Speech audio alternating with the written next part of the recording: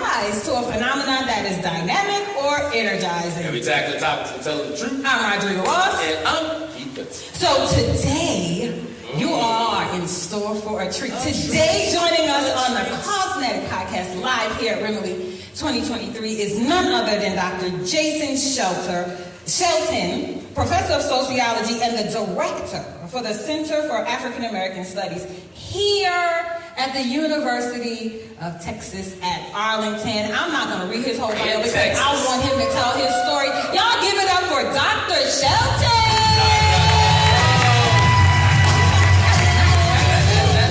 I like that. Boy, I can get without.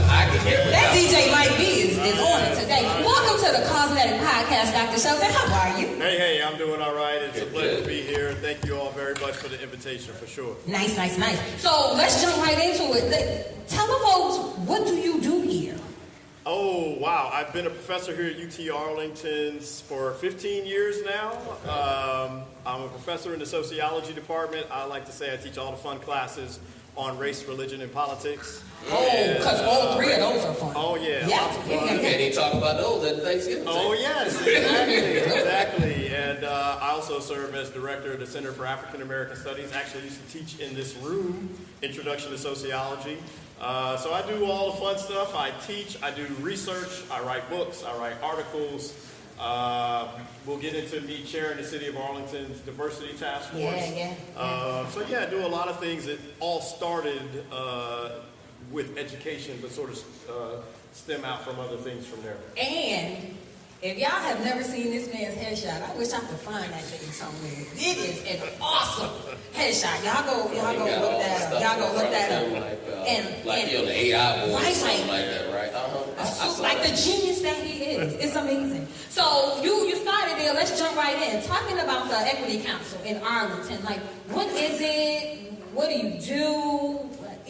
Talk to us. So I'm sure you all remember a few years ago the murder of George Floyd.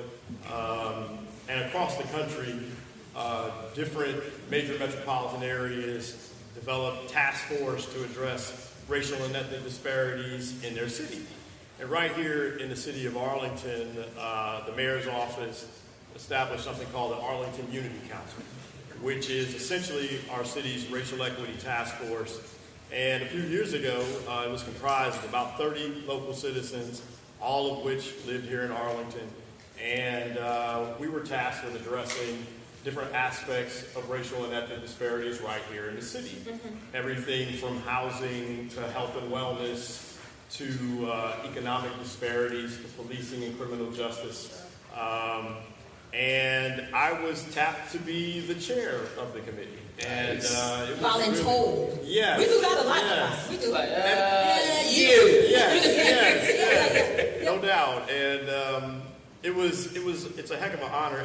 Every professor lives the nerdy life of writing books and reading, and you want to impact the students in your classroom, but you rarely get the opportunity to impact the broader society around you. And this was my opportunity to do so. And that was a few years ago, and we did such a great job. We had a document that had 47 recommendations to the city about how to address various disparities, that it became a permanent task force in the city of Arlington. Wow. And actually, I'm still chairing it now. On Tuesday, actually, this coming Tuesday, I will be back in the city manager's chambers, in city council chambers, and offering the second report, which has a number of other additional recommendations. So it's been great to have an opportunity to address issues of racial and ethnic disparities in the community that I live in, with a broad task force of people to build consensus, to make change, right here where I pay taxes and my daughters live. Right, that immediate, return. Yes. Immediate return on investment right here, where I work, in the city where I live and work, to be able to have that impact. And it's been a tremendous honor in my career. I love it. So George Floyd kind of sparked that, and it's not, not just here in the United States, really across the world. Yes. Like people's like, hey, we just sick and tired of this race. Like something has to change. What is it like though, growing young people coming through your class to prepare them for hopefully not another George Floyd, but as we do all know, the systemic things are still going on, and they probably will continue to go on, right? Oh, yeah. What is it like to grow, shape, and develop those young people to look towards 20, 30 years down the road, and to inspire them when things die down, but always keep going up? You raise a great point. I mean, so in this classroom, for example, like I say, I taught Introduction to Sociology a couple of times, and it's a wide range of students, just like as I look through here. It's a rainbow of different people, different backgrounds, walks of life. But they're all in your class to get educated. Right. For whatever that topic is for the class or the day. And it's my job to bring scholarly ideas, arguments about the past, about the present, about the future. But sociology is a field of study that is based on examining status and inequality. So the idea of equality is an ideal, but we rarely achieve that in societies, whether we're talking about America or in society across the globe. That's the reason why you have George Floyd. There are disparities, there are inequities. Sure. And they are not random. So when my students are in my class or we're in this room, we're talking about systematic disparities that are bigger than any of us as individuals. And whether we're talking about disparities related to race and ethnicity, or we're talking about disparities related to gender, or we're talking about disparities related to religion, or any host of different domains of inequality, it's my job to not only expose them to whatever those problems are and the roots of some of those problems, but also begin a conversation on how you address those inequalities. Yeah. Right? You can't just have a discussion about a problem without having a discussion about potential solutions. Sure. So we do that not only in sociology, I think, and across a lot of the fields in the social sciences, we do that. But that doesn't mean we're all going to agree on what the roots of the problem are or what the solutions to the problem are. But what we have to do, or what I believe I must do, is to at least begin a conversation about how you address those issues. And as I even said to my students this morning, beauty is in the eye of the beholder on a number of these issues, but that doesn't mean we're always going to agree, but it does mean we have to move in a direction where there is openness and dialogue to ways and different solutions to these challenges. Because if we don't solve these problems, we're going to keep revolving in the same circular pattern. Yeah, that hamster wheel kind of existence. That's like the openness and dialogue, and because I say that we're fully grown adults, right? Yeah. So you tell me we can't. You probably a lot fullier than some other people. Don't But I mean, just don't go there. We are in public. We are in public, and if you know But that, not this day, Okay, because not you know, not this day. It ain't gonna take much for me to go. So you know, so. You're right. But we teach our young people, regardless of whether we have children or not, we always want kids to, hey, can you guys talk? Can you shake hands? Yeah. But then as adults, we get to the space that we do start talking about politics, religion, race, and then it's like we can't have a simple conversation. Yeah. So, Because all of that, I would think, and you could kind of speak to this more, Dr. Shelton, all of that really is anchored in relationships. Right? Like, so how important is this idea of relationships, building them, maintaining them, seeking them out, repairing them in some instances, right? Like talk to us about relationships and why it's so critical in the space that you're in. Wow. You can't have a good conversation with people that goes, once you get to the hot button topic, right? You all know that moment where you're having a conversation with somebody and you know, here's where the conversation can turn. Right. It's going left. Yes. But the conversation can go left or right, and we can disagree if there's a relationship, if we have a sense of mutual respect there. And that's one of the big challenges that I face here in the city of Arlington, chairing the Unity Council.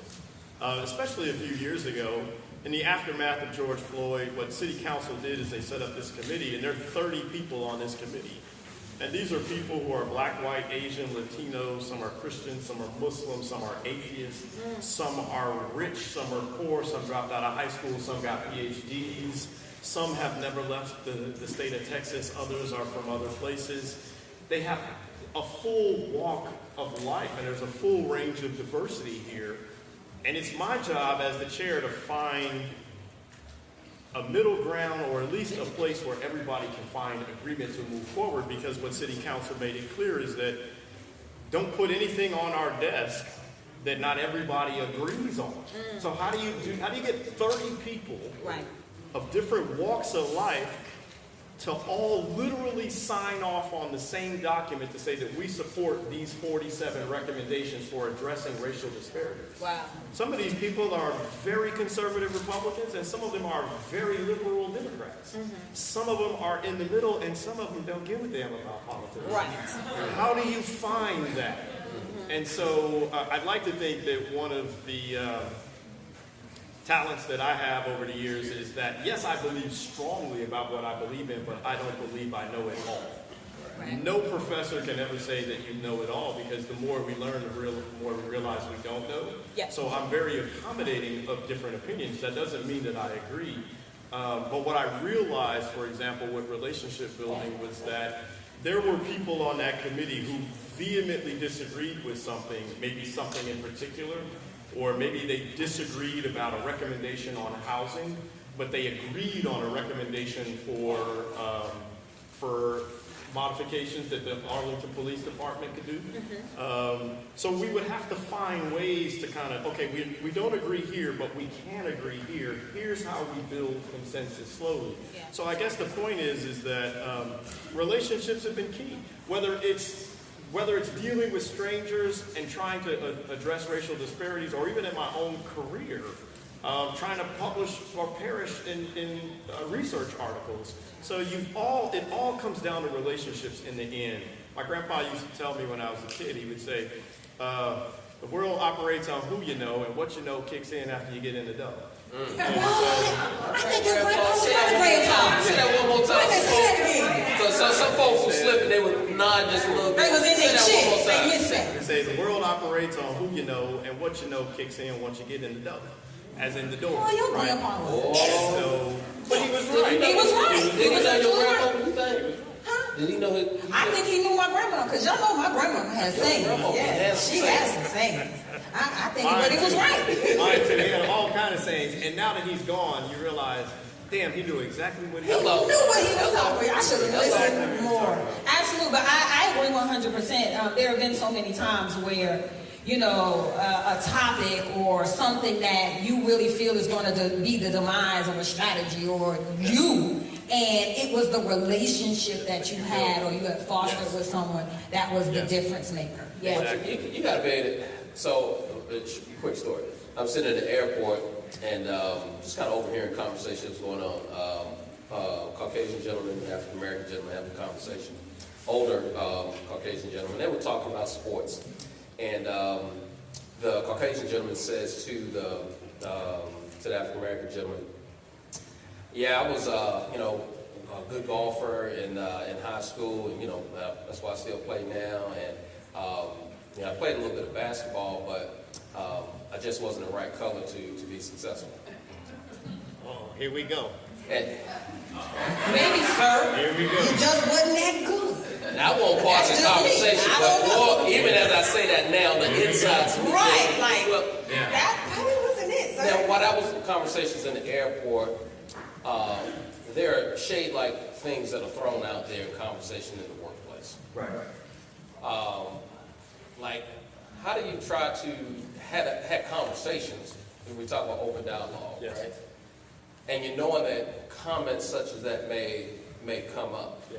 And it comes out so smoothly as if as if it wasn't not a problem to say that. Right. Yeah. But then sometimes we just don't know how to respond back. Right. So what about courageous conversations, right? Like we talk about relationship, but courageous conversations when things come up. Maybe they're not in that gross of a manner, but they do come up. Oh yeah, they come up all the time. I mean, they come up in a classroom where I teach a room with 250 students, and I try to get dialogue going. Nobody wants to hear me talk all that long, right? You want to have conversation, you want to get things started, but then sometimes the student will raise a hand and say something, and Their heart's in the right place, but it came out wrong. Bless their heart. Or maybe their heart really isn't in the right place. And it came out. Like the situation Yeah, here. this is my heart. This is But the you way you do have to speak up about those things. But it's also how you do it. Yeah. I think that when you jump all over somebody, the conversation is over. But there's a way of correcting and enhancing dialogue at the same time. Yeah. So it's a fine line in being heavy-handed and being subtle. But I think the key is you have to address these things so that people know that I heard it too, and you heard it too. If we don't say anything, it's what one generation tolerates, the next generation accepts as normal. So you got to speak up about it, but it's also the way that we speak up about it. There are oftentimes, like I say, I'll have students that say something and they put their foot in their mouth that they didn't mean to. You gotta allow people to come back from mistakes. I firmly believe that. Yeah. We do live in a world, what's the word, cancel culture? You can't be canceling everybody for everything. Right. People are going to make mistakes, and I sit up here and I make them all day. I got a personality where I will say things every now and again, and I probably should have said that. Yeah. But I'd like to think that I've had enough grace over the years that people are like, okay, we know where you were going. Sure. That doesn't make it right, but it has to be corrected, and we have to allow people to make mistakes. And oftentimes, those people become our strongest advocates after that. Yeah. Right? If you don't allow people to come back from a mistake, if you can correct it and allow them to move forward with a watchful eye, then those people can become advocates down the road. And that's a key thing. There's nothing stronger than someone who said, I made that mistake, here's what I learned. But if we throw the baby out with the bathwater, right, in that conversation, I'd probably, if I was in the airport, I'd say something like, I'm a golfer too. I was no good at basketball, but I put my game into golf, not basketball. And maybe if you got a little better, you could play basketball. Right? But you kind of got to do it in a subtle way. Build a connection, which allows you to correct. Yeah. So the theme for the event that we are having is be a leader and leave a legacy, right? And clearly you are a leader. I mean, as the head of the Department of African American Studies and the chair of the Equity Council here in Arlington, that goes without saying. But what do you hope your legacy will be? I'm always curious with people who have attained so much. Did you expect that to happen, and are there still things on your to-do list? Wow, that's a good question. I remember when I first read this question, I thought to myself, how would I answer that without coming off like I got a big, huge ego, right? When you got big, huge accomplishments, like, you gotta clap that up. But he's a doctor, Pete. I appreciate the question. No, I do appreciate the question. I honestly think, though, that I think if anything, the way I would say, I've done more than I ever thought I would have done with what I have. Good God. When I look back, and I'm not trying to, I can't tell a story. Both of my parents had college degrees. I'm not going to sit up here. I grew up in the hood in South Central Los Angeles. But I grew up at a time where both my parents were from Ohio. They had college degrees. They were moving to LA to find their place in the sun. And they found it. And then they got divorced. Oh. And that was that. That's another podcast. I want to hear that too. Another thing for another day. Okay. But I didn't grow up a child. I didn't grow up a child who did not have. Yeah. Right? Yeah. I had some things as a kid. But I also believe that I was also taught that to whom much is given, much is required. Yeah. And so I remember at Christmas when my mama would front like Santa Claus actually existed, and she put stuff under the tree for me. She put stuff under the tree for the little homies down the street. Yeah. Right? Yeah. And she would tell my brother and I to go take toys to the little kids down the street to their houses, because she knew that they weren't going to have. Yeah. And I'd like to think that that lives in me. I tried to do that. So when I think of leaving a legacy, what I try to do is I try to leave a situation at least a little bit better than where it was when I got there. Yeah. Right? That doesn't mean that it's going to be a whole lot better. I'm going to shoot for it, but it even a little bit better than I did something. But if I do it a lot better, then I've done something. And I try to do that in multiple aspects of my life. I try to do that with my professional career in terms of my writing, especially. Yes, I'm a teacher, but what I do as a professor is I'm a researcher. I write books and I write articles, and I want to know that when I'm out at a conference and some nerdy professor says, yo, I read your article and I cited it, that's like amazing for me. I want somebody to say that to me. That's amazing. You gotta write first.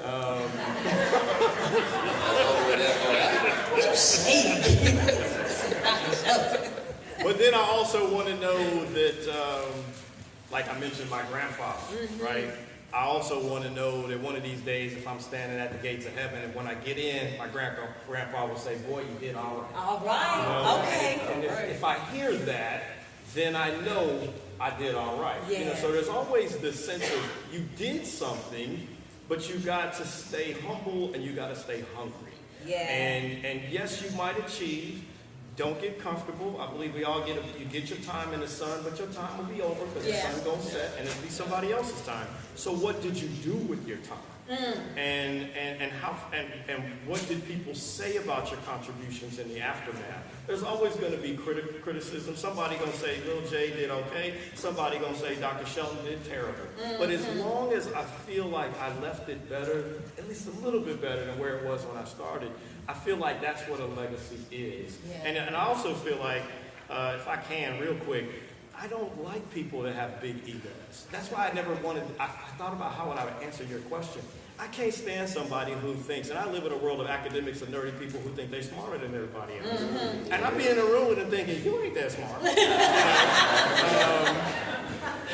For real, I be sitting there like, really, how did you get in this room? And they got huge egos. But in the end, nobody remembers how big your ego was. What they remember is what you left behind. Yeah. And that's what I try to think about as a legacy. When people say, when I'm gone or I'm retired or whenever I give up, whatever I give up, here's what Jason did and here was his contribution. If they can say that, then I know I did okay. That's all right. That's all right. Dr. Shelton, Dr. yes. Woo, y'all give it up for Dr. Shelton. I wish we had more time. There's more stuff that I want to know. More stuff that I want to know. Well, thank you so much for taking time out to speak to us on the Causenetic podcast. And before we go, where's Lachey? Oh, Lachey, you know we always got to give props to our producer, Lachey. So look, y'all, while y'all out there listening to your podcast, subscribe and check us out there and give us a 5-star review while y'all there, please. But really, it's for me. It's for both of us. And as always, Be dynamic. be phenomenal. And be.